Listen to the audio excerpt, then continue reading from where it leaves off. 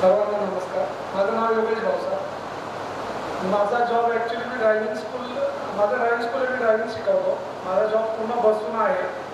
पहिला सेमिनार मी 29 मार्चचा अटेंड केला. सर्वात पहिले मला पूर्वी काहीच माहिती नव्हतं.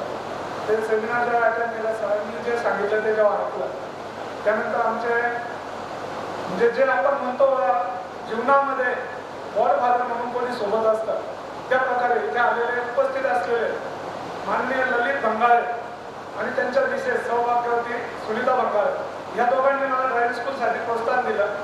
त्यानंतर ह्या सेमिनारला सुद्धा त्या मॅडमनेच मला प्रोत्साहन दिलं आणि मी सेमिनार जेव्हा अटेंड झाला तर सेमिनारमध्ये जे सरांनी रसआहार घ्यायला सांगितला, तो रसआहार माझ्या घरामध्ये कोणाला माहीत नाही, कोणाला कसं करायचं हे सांगता येत नाही किंवा करायचं म्हटलं तर केला नाही. मला तर मॅडमने रसआहार 15 दिवस करून दिला. जे नवरात्र चालू झाली मार्च महिन्याच्या एंडिंगची 29 पासून 30 तारखेपासून जी नवरात्र चालू आहे, 15 दिवस आम्ही रसआहार घेतला. मी आणि त्या मॅडमने सरांनी घेतला, परंतु सर ड्युटीवर असल्यामुळे ते एक टाइम घ्यायचे, आम्ही पूर्ण 2 टाइम घेतले. माझं वजन 89 किलो. 15 दिवसाच्या रसआहाराने माझं वजन 8 किलो कमी झालं. त्यानंतर परत आम्ही 2-3 दिवस गॅप घेऊन परत विचार केला, परत रसआहार करायचा. आता आजचा आमचा 11वा दिवस होता. तर आम्ही आज इथे मी आजचा सेमिनार अटेंड केला. मागचा सेमिनार अटेंड केला कच्चा आहार खाण्यासाठी. मागचा सेमिनार अटेंड केला तर कच्चा आहार खाल्ला, मला आवडला. आजचा सेमिनार मी फक्त कच्चा आहार खाण्यासाठी अटेंड केला. म्हणून मला सेमिनारला यायचंय म्हणून मी अटेंड नाही केलं. तिथे कच्चा आहार खूप छान भेटतो आणि त्या कच्चा आहार खाण्यासाठी मला यायचंय म्हणून मी अटेंड केलं. ते सेमिनार अटेंड करून तर ज्या वेळेस सेमिनार होईल त्यावेळेस मी नक्कीच येण्याचा प्रयत्न करेल आणि भगवंताच्या कृपेने किंवा किरण सरांच्या आशीर्वादाने मला इकडे या सेमिनारला येण्याचं निमित्त मिळावं आणि मी यावं आणि त्यांच्या हातचा किंवा मॅडमच्या हातचा कच्चा आहार खाण्याचा आनंद मिळावा, त्यासाठी मी नेहमीच प्रयत्नात असेल.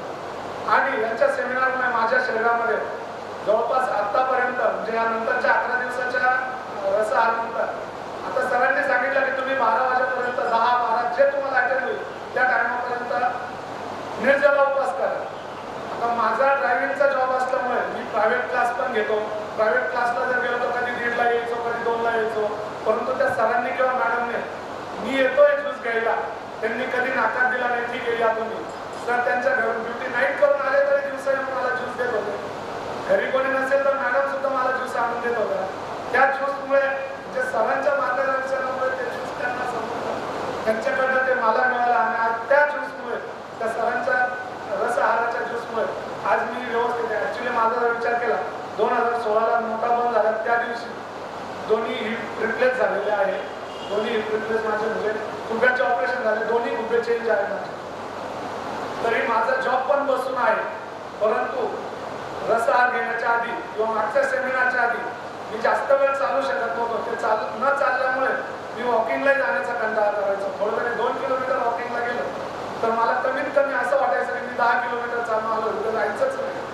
परंतु मागचा सेमिनार अटेंड केला आणि रसआहार जेव्हापासून चालू केलं तर मी 3 ते 3.5 किलोमीटर वन साईड जाऊन म्हणजे 7 किलोमीटरचं डेलीचं माझं वॉकिंग करून सकाळी मी 7 वाजेला माझ्या जॉबवरती आलो. आणि हे सर्व जर झालंय ते फक्त किरण सरांमुळे. त्यामुळे त्यांनी जे काही आपल्याला मार्गदर्शन केलेलं आहे रसआहारचं ते सर्वांनी करावे आणि सर्वांनी हा जीवनाचा आनंद घ्यावा. भगवंताने आपल्याला जीवन दिलेलं आहे. भगवंताने सांगतानाच सांगितलंय की तुमचा देह हा नाशिवंत आहे, त्याला तुम्हाला छान कसं बनवायचं आहे हे आपल्या हातात आहे. आपण जर त्यांच्या सांगितलेल्या मार्गाने चाललो कारण आपण भगवंताचा मार्ग वापरत नाही. त्यामुळे आपल्यासाठी भगवंत म्हणून हे असे किरण सर हे जे कोणी असतील मार्गदर्शन करणार हेच आपले भगवंत. यांनी जे मार्गदर्शन आपल्याला केलेलं त्या मार्गदर्शनावर जर आपण चाललो तर कदाचित उद्या चालून आपणही त्यांच्यात विलीन होऊ, त्यांच्यासारखं आपणही व्यवस्थित वागायला सुरुवात करू किंवा सर्वांना मी सॉरी म्हणतो, माझी शुगर सांगण्याचं मी विसरलो होतो. ॲक्च्युली मी शुगरच्या कोणत्याही गोळ्या घेत नाही. मी मागच्या सेमिनारला ज्यावेळेस आलो तर मी पहिले सरांना फोन केला होता, सर तुमचा रसआहार घेतल्याने माझी शुगर कमी होईल का? कारण मी कोणत्याच शुगरच्या मेडिसिन ॲलोपॅथिक, आयुर्वेदिक किंवा होमिओपॅथिक कोणत्याच घेतलेल्या नाही. परंतु ज्यूस घेतल्यामुळे मला ज्यूस घेण्याआधी तर मॅडमने सुचवलं होतं की शुगर चेक करून मग आपण ज्यूस घेऊ. त्यावेळेस मी जेव्हा शुगर चेक केली माझी 382 शुगर होती. मी कोणतीही मेडिसिन घेत नव्हतो. माझ्या घरामध्ये असं म्हणतात वंश परंपरा येते शुगरचा आजार. माझ्या आईला पण शुगर आहे, वडिलांना पण आहे. माझ्या वडिलांना पॅरालाइज झालेला होता, मला 2016 मध्ये फेस पॅरालाइसिस झालेला होता. म्हणजे हा प्रकार वंश परंपरा चालतो म्हणे. परंतु त्या रूढीला मी सरांच्या मार्गदर्शनामुळे मागे पाडलेला आहे. कारण मी कोणतीही शुगरची गोळी न घेता आज माझी शुगर 154 आहे. तेही असा प्रॉब्लेम नाही की मी ज्यूस आहार म्हणजे रसाहार घेतला म्हणून माझी शुगर कमी झाली. म्हणजे ज्यावेळेस आम्ही 15 दिवसाचा रसाहार झाल्यानंतर सरांनी ज्याप्रमाणे सांगितलं होतं की रसाहार झाल्यानंतर भाजी चपाती खाऊ नका, पहिले वरण भात खा, थोडं खा, नंतर जास्त खायला सुरुवात करा. तर मी 2 दिवस, पहिल्या दिवशी वरण भात आणि दुसऱ्या दिवशी फक्त मुगाच्या डाळीची खिचडी. दुसऱ्या दिवशी मुगाच्या डाळीची खिचडी खाताना मला माझ्या घरातले बोलले होते तू खातोय की मजाक करतोय. म्हणजे एवढी खिचडी खाल्ली तरी त्यानंतर मी 2 तासांनी शुगर चेक केली तर माझी 154 शुगर आली. म्हणजे असं नाही की ज्यूस आहार घेतल्यामुळे रसाहार घेतल्यामुळे माझी शुगर कमी झाली. परंतु तांदूळ शुगरला भात हा अजिबात चालत नाही. मी शुगर खाल्ल्यानंतर भात खाल्ल्यानंतरही शुगर चेक केली तर माझी शुगर कमी आली. आणि ज्यावेळेस मी रसाहाराला सुरुवात केली तर माझे बहीण, माझे मेवणे, माझे नातेवाईक सर्व, आई वडील सुद्धा माझ्या विरोधात होते की आताच्या खाण्याचं तू काय उपाशी होतो, उपाशी राहत काय फायदा नाही, उपाशी राहिल्यावर जास्त होतं, तू दुखाला आमंत्रण देशील, आधीच तुला शुगर आहे, तुझे हिप जॉईंट रिप्लेस झालेले आहे, तर तू विनाकारण याच्या बळी पडू नको.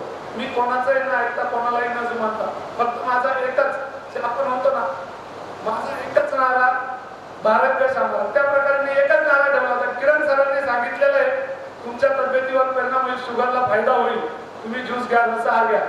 तो विचार करत मी आज रसाहारामुळे माझी शुगर एवढी कमी झाली. थँक्यू, नमस्कार.